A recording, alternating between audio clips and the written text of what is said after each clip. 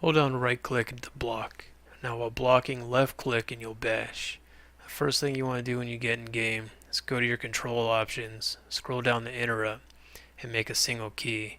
That equal sign don't suggest that. That's a mouse button for me, but it gives me a single click bash. Also works as your CC breaker. The game doesn't tell you that, but it's very important. Another option you should do is bind a key to dodge roll. Make that Z, it's easy to hit for me, it's all up to you. Next, go to gameplay options. Disable double tap to dodge. This will keep you from accidentally double tapping dodge while you're maneuvering around players, NPCs, terrain, and whatnot. You don't want to waste that large chunk of stamina, do you? Now with sneaking, as you can see here in the middle of my screen it says hidden. As I get closer, the eye starts to open. At this point I'm still hidden, it's just telling me that I'm getting close to being detected. If I get into his line of sight and become detected. As you can see, I run like a little bitch. Now let's try this again with invisibility. Nightblade skill or pots both work the same.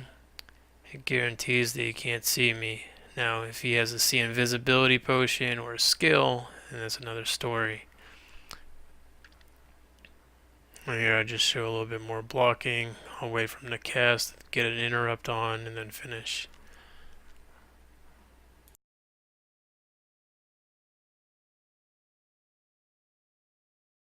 Some more neat tricks that have been added in the last beta. I know I told someone otherwise during the weekend, but I retested it with the new build. You can stealth projectiles in midair. If you stealth while they're casting, they'll just cancel their cast. But if you stealth while it's in midair before it hits you, then it'll just completely go through. This also works with hide, but obviously you can't hide in combat. You can only stealth, so Nightblades and potions only. AoE attacks will still hit me, but as you can see, single target abilities will just go right through me, not breaking me out or taking any damage. Here's an example of a targeted AoE spell is breaking my spell. And then once again, PB AoE root is still hitting me. Now to get out of roots in this game, you must dodge. I can't CC break there, it does nothing. But if I dodge out of it, I get out. But you see, you do not get an immunity when you dodge. You just keep getting root.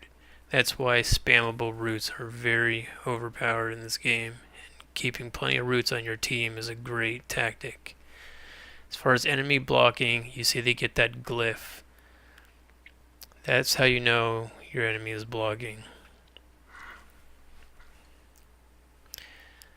Now there I land a CC. He used his CC breaker, which is the same as interrupt, and you see the swirling lines, which means he's immune to CC. Here I cast it on again, he goes immune, I keep trying to CC him, and nothing happens. It's usually a 5-second timer. Now blocking will also mitigate CC as well as the damage.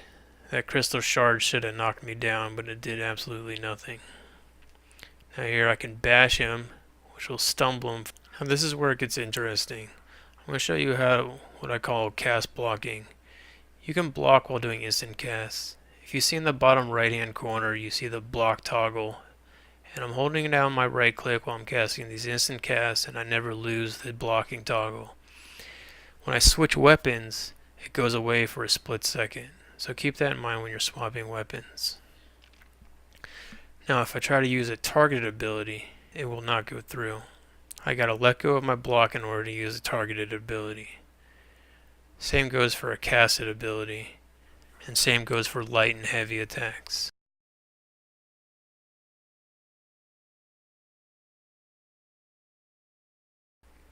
Now, let's see what happens when I run into this pack of VR10 mobs. This dungeon is designed for 2 to 3 people. If I just run in and do damage with no active mitigation, I die in seconds. Let's try that again with some active mitigation. I got Combat Prayer, Harness Magica, my Veil of Blades ultimate, and I'll be blocking as I'm doing all of my attacks.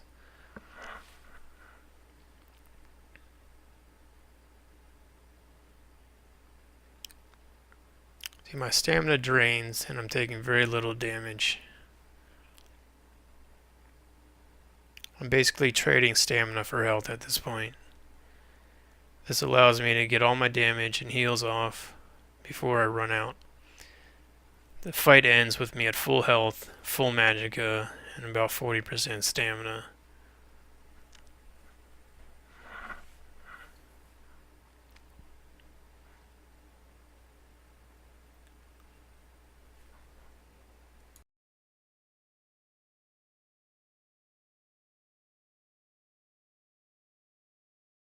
Before level 50, characters do not scale unless you turn battle leveling off.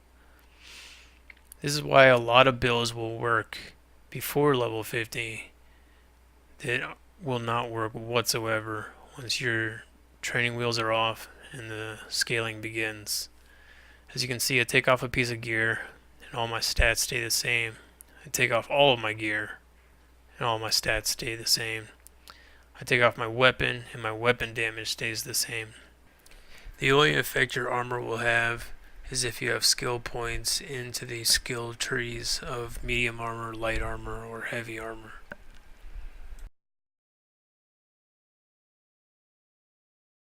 But as far as the armor amount and the stats that are on your armor or the weapon damage on your weapon mean absolutely nothing.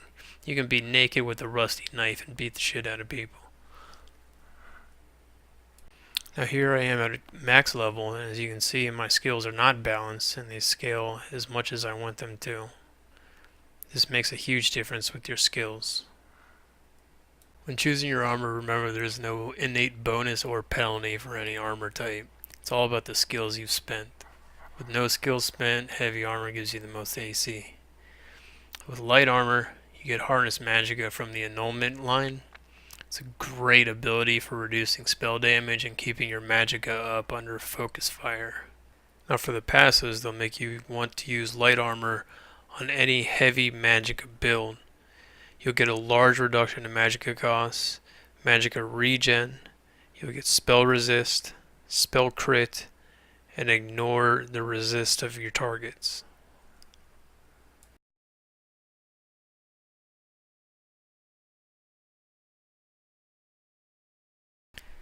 Medium armor will be your premier choice for a physical DPS build. The active is evade. You can morph it to remove snare or give you more evasion.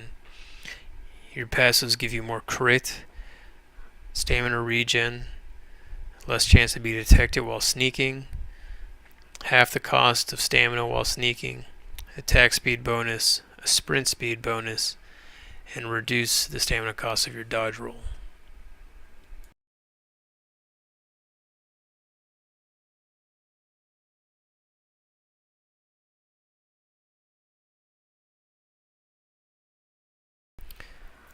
Heavy armor, the active is immovable. You don't actually need to be wearing heavy armor to use it, but it's there. Though you can morph it to give you more melee damage while slotted or increase the duration. Your actives will give you both more armor and spell resist, hit point regeneration, bonus to melee power, which is just your light and heavy attacks only, 10% reduced cost of blocking, and more healing received. Now the big difference with heavy armor here is there is no bonus to the regeneration or cost for either resource and magic or stamina. This is why heavy armor is mostly ignored, because you can get mitigation elsewhere. Now if you don't want to wear light armor because you don't like playing a man in a dress, or you just don't like the way your armor looks, there's costumes for everybody. You get these through quests or skill unlocks. I'm sure they'll add plenty in the game as the game grows.